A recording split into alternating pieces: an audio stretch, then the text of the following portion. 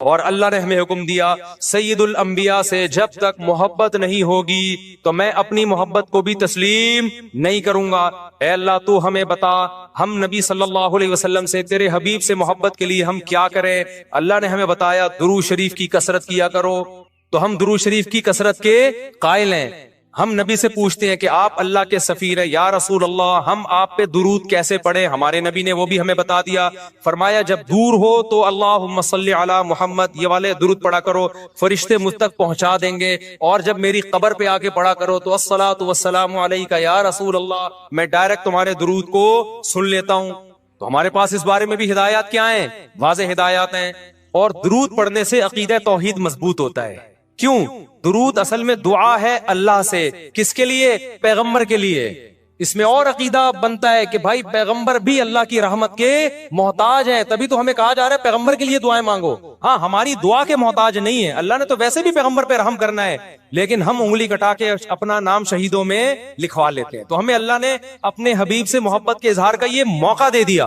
ہم جب پیغمبر سے پوچھتے ہیں یا رسول اللہ، ہر عبادت کے لیے کوئی خاص وقت ہوتا ہے جس میں اس عبادت کی فضیلت بڑھ جاتی ہے۔ روزہ عام دنوں میں رکھو، 3 روزوں کا ثواب، 10 نیکیوں 10 روزوں کا ثواب، رمضان میں رکھو گے تو ثواب بڑھ جائے گا۔ تو یا رسول اللہ ہم آپ پہ جب درود پڑھیں تو کوئی ایسا دن ہے، کوئی ایسا ٹائم ہے جس میں درود پڑھنے سے ہمیں ثواب زیادہ ملے گا؟ آپ صلی اللہ علیہ وسلم نے فرمایا ہاں، جمعے کے دن درود پڑھنے کا ثواب، حدیث کا مفہوم ہے، عام دنوں سے زیادہ ہے۔ اس لیے ہمارے جتنے بھی اکابر ہیں وہ جمعے کے دن درود شریف کی کثرت کیا کرتے تھے۔ یا رسول اللہ آپ اللہ کے حبیب ہیں، اللہ نے قرآن میں حکم دیا ہے من یطیع الرسول فقد اطاع اللہ، جو پیغمبر کو فالو کرے گا، پیغمبر کی بات مانے گا، وہ ایسے ہی ہے جیسے اللہ کی۔ تو آپ ہمیں بتائیے درود شریف ہم نے بلند آواز سے پڑھنا ہے یا آہستہ آواز سے؟ ہمارے نبی نے ہمیں تلقین کی کیسے؟ آہستہ آواز سے۔ یا رسول اللہ درود ہم نے انفرادی طور پہ پڑھنا ہے یا جتھے بنا کے پڑھنا ہے؟ آپ صلی اللہ علیہ وسلم نے فرمایا دیکھو آخر میں ایک جنتی فرقہ ہوگا، وہ ہوگا جس پر میں اور میرے صحابہ کا عمل۔ صحابہ نے جتھے بنا کے درود کی محفلیں نہیں لگائی ہیں، جس صحابی کو جہاں موقع ملا انہوں نے کثرت سے پیغمبر پر درود پڑھا۔ ہم نے اپنے اکابر کو دیکھا ہے، اپنے علماء کو دیکھا ہے، آج بھی بزرگان دین کو دیکھا ہے، کوئی مسجد کے اس کے کونے میں بیٹھ کے تسبیح ہاتھ میں لے کے درود شریف پڑھ رہا ہوگا، کوئی مسجد کے اس کونے میں بیٹھ کے۔ میرے شیخ اور اپنے علماء مشائخ کو میں نے دیکھا ہے جب مسجد نبی میں جاتے ہیں 2 گھنٹے، 1 گھنٹے، 2.5 3 گھنٹے، عصر سے مغرب تک کا پورا ٹائم پیغمبر صلی اللہ علیہ وسلم کے روضہ رسول کے نبی کے روضے کے قریب سارا ٹائم درود شریف میں گزار دیتے ہیں۔ یہ وہ طریقہ ہے جو پیغمبر سے محبت کا اظہار کا اللہ نے آپ کو بتایا ہے۔ اے اللہ ہم اور کس طرح سے آپ سے محبت کا اظہار کر سکتے ہیں؟ اللہ نے فرمایا کہ جو پیغمبر سے محبت کرنا چاہتا ہے اسے پیغمبر کے اخلاق اور عادات اپنی زندگی میں لانے پڑیں گے۔ ہمارے پیغمبر صلی اللہ علیہ وسلم جب رات کو تہجد کے لیے اٹھتے تھے تو اس کا خیال کیا کرتے تھے کسی کی آنکھ نہ کھلے۔ جب رات کے وقت آپ گھر میں تشریف لاتے اتنا آہستہ آواز سے سلام کرتے کہ جو جاگ رہا ہے وہ جواب دے دے، جو سو رہا ہے اس کی آنکھ نہ کھلے۔ لیکن ہم پیغمبر سے محبت کا اظہار کیسے کرتے ہیں؟ موبائلوں کے سگنل کیا ہو گئے؟ بند۔ یہ محبت کا اظہار کا کیا ہے؟ اتنے بڑے بڑے جلوس، ناچ گانے اور جو میوزک، موسیقی اور تھرکنا اور بھڑکنا اور روڈ بلاک کر دینا، سیکیورٹی کے مسائل کا کھڑا ہو جانا گورنمنٹ کے لیے، اور کس قدر لوگوں کو تکلیف اور اذیت پہنچنا، یہ پیغمبر صلی اللہ علیہ وسلم کی سیرت بولو نہیں ہے۔ یا رسول اللہ ہم آپ سے محبت کے اظہار کے لیے کون سا حلوہ پکا سکتے ہیں؟ ہم نبی سے محبت، جب تک پیغمبر سے محبت نہ ہو ایمان قابل قبول نہیں ہے، لیکن محبت کا انداز وہ ہوگا جو اللہ کے رسول نے بتایا ہے۔ یا رسول اللہ ہم آپ کی یاد میں کون سا حلوہ پکائیں، کتنی بریانی کی دیگیں آپ کی یاد میں؟ نبی نے فرمایا جو مجھے یاد رکھنا چاہتا ہے وہ روزے رکھے، کیونکہ نبی صلی اللہ علیہ وسلم نے فرمایا، بخاری مسلم کی حدیث، بدترین برتن جو بھر جائے وہ انسان کا پیٹ ہے۔ یا رسول اللہ ہم کتنا کھائیں آپ کی یاد میں؟ نبی نے فرمایا میری یاد میں مجھے خوش کرنا چاہتے ہو، اللہ کو خوش کرنا چاہتے ہو تو کھانا نہیں بلکہ کھانا چھوڑنا پڑے گا، ناغے کرنے پڑیں گے، روزے رکھنے پڑیں گے۔ آپ نے فرمایا بہترین روزہ داؤد علیہ السلام کا روزہ ہے، 1 دن روزہ 1 دن ناغا، 1 دن روزہ 1 دن ناغا۔ نہیں آئی بات میرا خیال ہے سمجھ میں؟ پیٹ بھرنے سے منع کیا، موٹاپے سے منع کیا. نبی صلی اللہ علیہ وسلم نے فرمایا, بخاری کی حدیث, سب سے بہترین امت میری, پھر اس کے بعد خیر القرون قرنی ثم الذین یلونہم ثم الذین یلونہم. پھر آپ نے فرمایا اس امت میں برائی آئے گی. وہ برائی کیا ہوگی؟ زیادہ کھانا, جس کی وجہ سے موٹاپا پھیل جائے گا. بخاری مسلم کی حدیث ہے. کھانے سے پتلا ہوتا ہے, موٹا ہوتا ہے. نبی فرما رہے میری امت میں جو سب سے پہلے برائی آئے گی جھوٹ اور موٹاپا. یہ بخاری کی حدیث ہے. ایک موٹاپا وہ ہوتا ہے جو نیچرلی ہوتا ہے, بہت سے اللہ والوں کو بھی ہم نے دیکھا ہے وہ بائی نیچر موٹے ہوتے ہیں, بھاری ہوتے ہیں, اس سے یہ کوئی گناہ نہیں ہے. وہ صحابہ کرام میں بھی تھے. یہاں اس موٹاپے کی برائی بیان ہو رہی ہے جو حلوے مانڈے کھانے کی وجہ سے ہو. چاہے 11ویں شریف کے نام پہ کھاؤ, چاہے 12ویں شریف کے نام پہ نہ کھاؤ, جب کھاؤ گے اس سے خدا خوش نہیں ہوگا. کھانے سے پرہیز کرو گے تو خدا کیا ہوگا؟ خوش ہوگا. آپ کہتے ہو ہم کھلاتے ہیں, کھاتے بھی تو ہو, اور جن کو کھلا رہے ہو وہ کون سا وہ لوگ ہیں جن کو 2 وقت کا کھانا نہیں ملا؟ وہ 6 محفلوں کے کھانے 11ویں پھوڑ کے آئے ہوئے ہوتے ہیں آپ کے پاس. ہم فراق یار میں گھل گھل کے ہاتھی ہو گئے, اتنے گھلے رستم کے ساتھی ہو گئے. یار کا فراق, یار کی جدائی, اس میں گھل گھل کے عاشق موٹا ہوتا ہے کہ دبلا ہوتا ہے؟ بولو نا, دبلا ہوتا ہے. لیکن شاعر کہہ رہا ہے آج کا جو عاشق ہے وہ یار کی جدائی میں گھل گھل کے ہاتھی ہو رہا ہے, بجائے پتلے ہونے کے کیا ہو رہا ہے؟ موٹا ہو رہا ہے. اتنا گھلتا ہے کہ رستم پہلوان کا ساتھی بن جاتا ہے. اسلام میں بھوکا رہنا سنت ہے, پھوڑنا پھاڑنا کھانا پینا یہ سنت نہیں ہے. 40 دن نبی کے گھر میں چولہا نہیں جلا. اور اگر آپ کھاتے ہو کھاؤ, مذہب کا لیبل مت لگاؤ اس پہ. کھانے پر پابندی نہیں ہے, مذہب کا لیبل تو مت لگاؤ نا کہ بہت ثواب کا. میں بھی جاتا ہوں, نہاری کھاتا ہوں, الحمدللہ پھوڑتا ہوں, لیکن یہ نہیں کہتا سنت پہ عمل کر رہا ہوں میں, یہ نہیں کہتا میں. بھائی دل چاہ رہا تھا کھا لیا ہم نے, مدذل لا لیا, جو سامنے آیا کھا لیا. سنت کا لیول نہیں. سنت جب ہے جب روزہ رکھوں گا, جس دن نہیں کھاؤں گا یار آج فاقہ کرو, پھر بتاؤں گا ویلاگ بناؤں گا, دیکھو آج میں فاقے سے ہوں. سنت ہے یہ. پھوڑنے پھاڑنے کے بھی ویلاگ ہم بناتے ہیں بس نہاری کے فضائل سنانے کے لیے کہ اتنی مزے کی. سنت سمجھ کے نہیں پھوڑتے آپ. آج ہماری سوسائٹی کھانے کو مذہب سمجھنا شروع کر دیا ہے. مذہب نہیں ہے کھانا, فاقے مذہب ہے, بھوکا رہنا مذہب ہے. حالت جنابت میں اذکار اور تسبیح پڑھنا.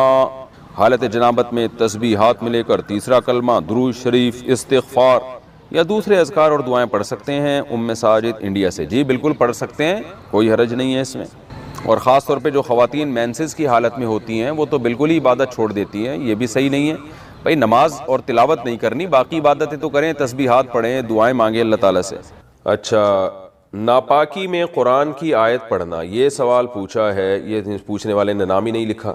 کیا ناپاکی کی حالت میں قرآن کی آیت پڑھ کر دعا کر سکتے ہیں یا نہیں؟ نیز بغیر وضو کے قرآن کی آیت پڑھ سکتے ہیں یا نہیں؟ بغیر وضو کے تو بہرحال قرآن پڑھ سکتے ہیں. البتہ ناپاکی کی حالت میں قرآن کی تلاوت جائز نہیں ہے.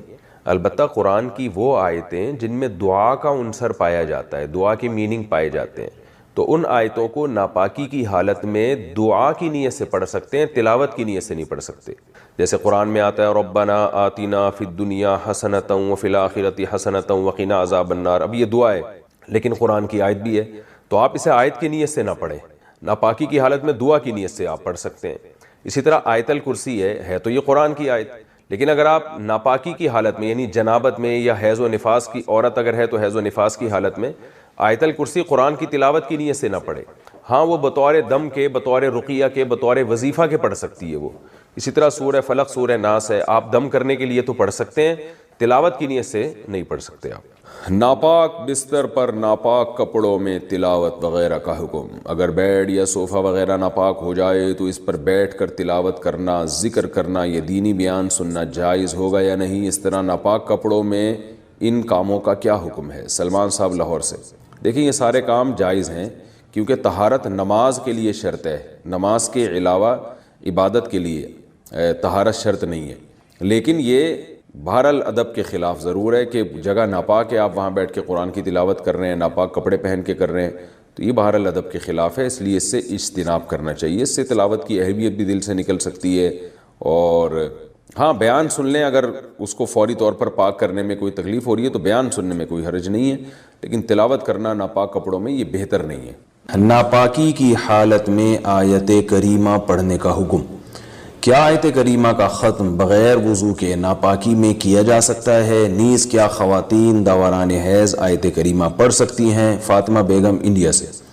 آیت کریمہ جب تلاوت پڑھی جاتی ہے نا بطور وظیفے یا دعا کے، تو اس میں قرآن کی نیت نہیں ہوتی، اور علماء نے یہ بات بیان کی ہے فقہاء نے کتابوں میں کہ قرآن کی کسی آیت کو بطور وظیفے کے یا بطور دعا کے پڑھا جائے تو وہ قرآن پھر قرآن نہیں رہتا، بلکہ وہ محض ایک دعا بن جاتی ہے، لہذا وہ ناپاکی کی حالت میں بھی پڑھی جا سکتی ہے۔ لہذا آیت کریمہ آپ اگر وظیفے کے طور پہ دعا کے طور پہ پڑھ رہی ہیں تو یہ کام ناپاکی کی حالت میں بھی ہو سکتا ہے۔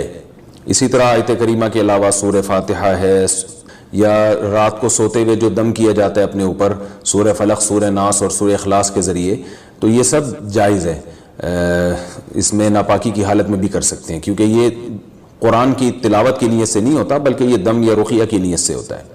قرآن پورا کرنے کے لیے حالت حیض میں قرآن پڑھ سکتے ہیں؟ میرا قرآن ختم ہونے میں 3 پارے رہ گئے ہیں، پیریڈ شروع ہو گئے ہیں۔ میں نے ایک کلپ میں سنا تھا کہ حیض کی حالت میں قرآن پڑھ سکتے ہیں اور تلاوت بھی سن سکتے ہیں، کیا یہ بات صحیح ہے؟ تلاوت سن تو سکتے ہیں، قرآن پڑھ نہیں سکتے۔ اس بارے میں میرا کلپ موجود ہے یوٹیوب پہ، محترمہ ڈاکٹر فرحت ہاشمی کا ایک ان کے حوالے سے ایک بات چلی تھی، اور جو ان کی اکیڈمی میں کام کرنے والی خواتین ہیں انہوں نے ایک فتوے کو وائرل کیا تھا جس میں یہ بتایا گیا تھا کہ حالت حیض میں بھی عورت قرآن کو ہاتھ لگا سکتی ہے۔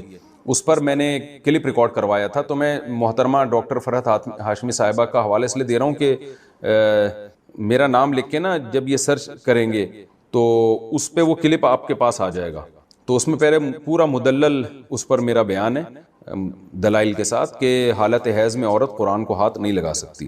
مقصد خدا نخواستہ ڈاکٹر فرحت ہاشمی صاحبہ پر تنقید کرنا نہیں ہے کہ علمی مسئلے میں ان سے اختلاف کرنا ہے، اور مجھے یہ یقینی بھی معلوم نہیں ہے کہ ڈاکٹر فرحت ہاشمی صاحبہ کی رائے کیا ہے اس بارے میں۔ کسی نے مجھے بتایا تھا کہ ان کی یہ رائے ہے اور وہ اس کو پروموٹ کرتی ہیں کہ حالت حیض میں عورت قرآن کو ہاتھ لگا سکتی ہے، تو اس پر میں نے دلائل سے ایک بات ریکارڈ کروائی تھی، وہ آپ سرچ کر لیں۔ قطع نظر اس سے کہ باقی ڈاکٹر فرحت ہاشمی ایسا کہتی بھی ہیں کہ نہیں کہتی، واللہ عالم۔ باقی ڈاکٹر فرحت ہاشمی صاحبہ کا جو ایک کام ہے ماشاءاللہ قرآن کی خدمت کے حوالے سے، اس کا میں بہرحال معترف ہوں۔ کراچی سے ایک خاتون نے سوال پوچھا ہے کہ ایام حیض میں غیر یقینی صورتحال ہو تو غسل کب کریں؟ حیض کے آخری دنوں میں جب ہمیں دن میں صرف یہ 1 یا 2 بار اسپاٹنگ ہوتی ہے، یقین نہیں ہوتا کہ اب خون آئے گا یا نہیں، تو ہمیں غسل کرنے کے لیے کتنا انتظار کرنا چاہیے؟ نیز اگر ہم نے انتظار کیا اور بلیڈنگ نہ ہوئی تو کیا ان نمازوں کی قضا کرنی ہوگی؟ یہ سوال اگرچہ حیا کے خلاف ہے لیکن بہت زیادہ پوچھا جاتا ہے اور خواتین بہت پریشان ہوتی ہیں۔ دیکھیے، جب کم سے کم حیض کی مدت 3 دن ہے، 3 دن کے بعد کسی خاتون کو جب حیض آنا رک جائے تو خواتین کو اپنی عادت کا علم ہوتا ہے، اگر غالب گمان ہو کہ اب دوبارہ بلڈ نہیں آئے گا، حتیٰ کہ اسپاٹنگ بھی نہیں ہوگی، غالب گمان قریب یقین ہو، تو ان پر لازم ہے کہ وہ غسل کریں اور نماز شروع کر دیں۔ لیکن اس کے بعد اگر 10 دن کے اندر اندر دوبارہ ذرا سی بھی بلیڈنگ ہو گئی، ذرا سی بھی، تو اس کا مطلب یہ تھا کہ وہ جو نماز پڑھی تھی وہ ناپاکی کی حالت میں پڑھی تھی، لہذا وہ نمازیں لوٹانے کی تو ضرورت نہیں ہے کیونکہ وہ نماز ہوئی نہیں سرے سے۔ لیکن جیسے ہی اسپاٹنگ ہو تو دوبارہ سے رک جائیں نماز پڑھنے سے، اور پھر جب غالب گمان ہو کہ اب دوبارہ بلیڈنگ نہیں ہوگی تو دوبارہ غسل کر کے نماز شروع کریں۔ تو یہ ہے، تو ان کا جو اصل سوال تھا کہ ہمیں غسل کے لیے کتنا انتظار کرنا پڑے گا، تو اپنا غالب گمان دیکھنا پڑے گا آپ کو۔ جب غالب گمان ہو جائے کہ اب بلیڈنگ بالکل بھی نہیں ہوگی تو آپ پر لازم ہے کہ آپ غسل کریں اور نماز پڑھیں، اور اگر اس کے بعد یعنی غالب گمان نہیں ہے یہ، بلکہ ایک تردد ہے کہ شاید ہو شاید نہ ہو، تو پھر غسل کرنا لازم نہیں ہے، کیونکہ الیقین لا یزول بالشک، یقینی چیز تھی حیض کا ہونا، اس کا ختم ہونے کا جب تک یقین نہیں ہوگا تو غسل نہیں کیا جائے گا۔ البتہ بعض دفعہ ایسے ہوتا ہے کسی خاتون کا خیال یہ ہوتا ہے کہ اب دوبارہ مجھے بلیڈنگ ہوگی، اور اس خیال سے انہوں نے غسل ہی نہیں کیا، تو پھر پتہ چلا کہ بلیڈنگ تو نہیں ہو رہی، تو پھر جو نماز قضا ہوئی ہے اس کی قضا بھی کرنی پڑے گی ان کو۔ خواتین کو اس کا بہت خیال کرنا چاہیے کہ جب ایام ہوں ان کے مینسز کے تو وہ نماز کی بہت زیادہ حفاظت کریں۔ قرآن مجید میں اللہ تعالیٰ کے ارشاد ہے حافظوا علی الصلوات، نمازوں کی حفاظت کرو، محافظت۔ تو محافظت اسی طرح سے ہوتی ہے، اس کا خیال کرنا پڑتا ہے۔ تو فجر کی نماز اکثر خواتین کی گول ہو جاتی ہے کیونکہ وہ سوتے ہوئے میں گزر رہی ہوتی ہے اور اس دوران بلیڈنگ بند ہو چکی ہوتی ہے۔ تو جب خواتین کو اندازہ ہو کہ ان کے ایام حیض پورے ہو گئے ہیں، جیسے کسی کو 4 دن آتا ہے، کسی کو 5 دن آتا ہے، ایک عادت ہوتی ہے ہر عورت کی، تو 4 دن جیسے آنے کی عادت ہے تو 4 دن کے بعد پھر ان پر لازم ہے کہ وہ صبح صادق کے وقت اٹھ کر دیکھیں کہ ہمیں بلیڈنگ آ رہی ہے یا بند ہو گئی ہے. ایسا نہ ہو کہ سوتے سوتے میں نماز ہی قضا ہو جائے. تو اگر بلیڈنگ بند ہو گئی ہے تو اس وقت غسل کر کے فجر پڑھیں. اور اگر بعض دفعہ یہ بھی ہوتا ہے کہ عشاء کی نماز بھی لازم ہو جاتی ہے. مثال کے طور پر صبح صادق کا وقت شروع ہو رہا ہے 5:30 پر، 5:30 بجے صبح. تو اب رات کو تو خاتون کا خیال یہ تھا کہ بلیڈنگ ہو رہی ہے اور آخری دن ہے ان کا ایام حیض کا، تو ان پر لازم تھا کہ وہ صبح صادق سے پہلے اٹھ کے دیکھیں کہ واقعی بند ہو چکی ہے یا نہیں. اگر بند ہو چکی ہے تو پھر یہ عشاء کی نماز بھی واجب ہے، عشاء کی نماز بھی پڑھنی پڑے گی آپ کو. تو بعض خواتین بالکل اس میں غفلت سے کام لیتی ہیں. میں یہ نہیں کہہ رہا کہ ابھی بلیڈنگ شروع ہوئی ہے تو رات کو دوبارہ ہر رات کو اٹھ کے دیکھنا شروع کریں کہ بلیڈنگ ہے یا نہیں ہے. تو جو عادت ہے وہ اس کو تو گزرنے دیں. 3 یا 4 دن کی کسی کو عادت ہے، کسی کو 5 دن کی عادت ہے. لیکن جس دن یہ احتمال شروع ہو جائے کہ اب بلیڈنگ رک سکتی ہے تو اس دن عشاء کی نماز اور فجر کی نماز میں خاص طور پر خیال کریں، کیونکہ یہ 2 نمازیں سوتے میں گزر جاتی ہیں. نماز کی ہر رکعت میں سورہ اخلاص پڑھنا. فرض نماز میں ہر رکعت میں سورہ اخلاص پڑھ سکتے ہیں. خلیفہ شاہ نیو یارک سے پڑھ سکتے ہیں، نماز ہو جائے گی. حدیث میں آتا ہے ایک صحابی نماز میں بار بار سورہ اخلاص پڑھتے تھے. آپ نے ان کو بلا کے پوچھا، انہوں نے کہا مجھے اس سے محبت ہے، تو آپ نے ان کو جنت کی بشارت دی.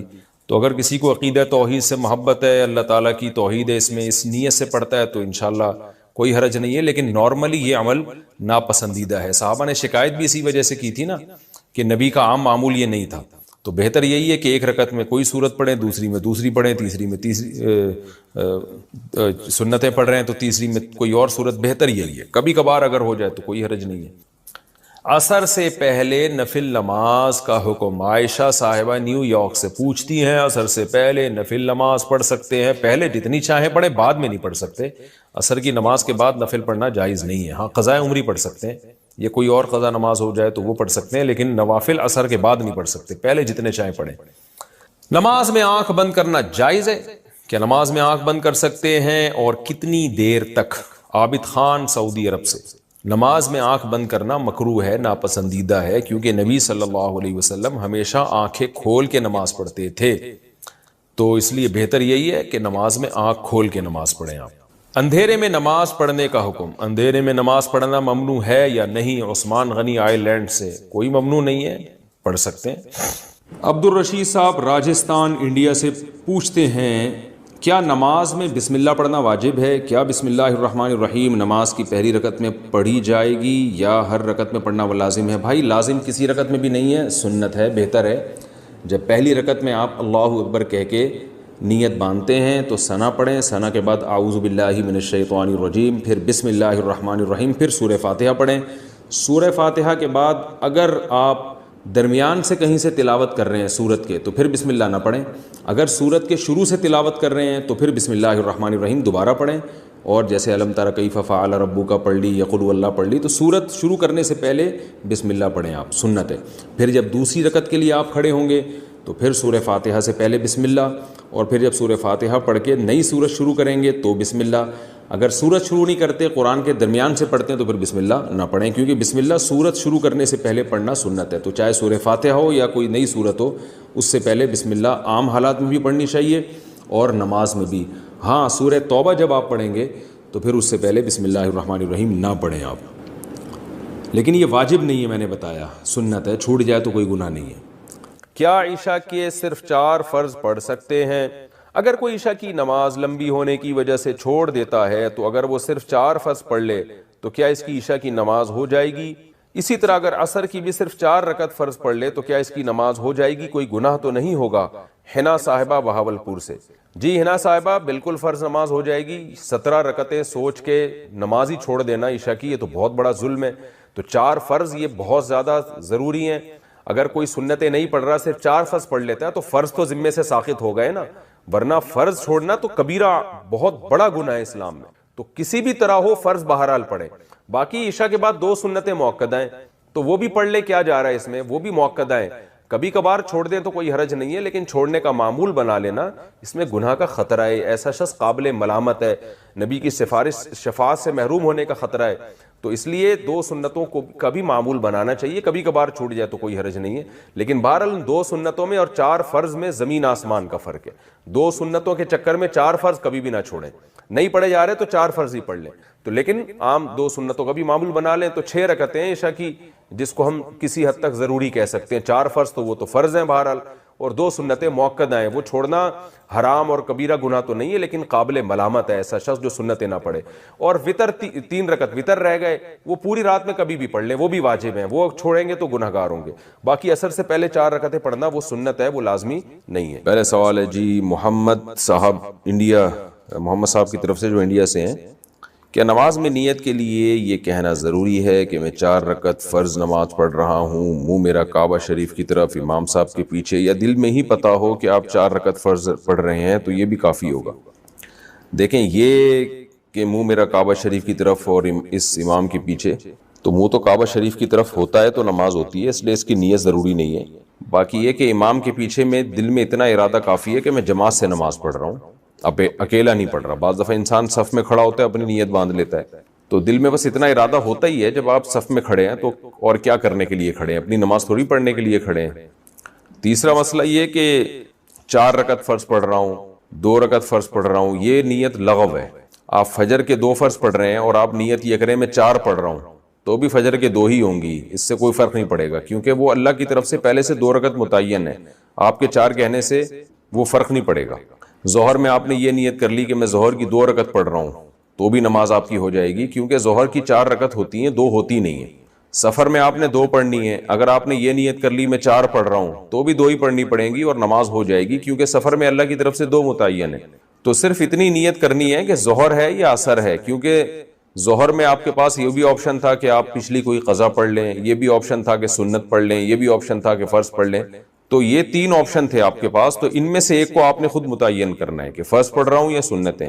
نمبر 2، ظہر پڑھ رہا ہوں یا پچھلی کوئی قضا پڑھ رہا ہوں۔ تو جب آپ نے یہ نیت کر لی کہ نہیں جی ظہر ہے، تو 4 رکعتیں 2 رکعتیں یہ لغو کام ہو جائے گا، اس کی ضرورت نہیں ہے۔ بس اتنی نیت کہ ظہر ہے اور فرض ہے، بس۔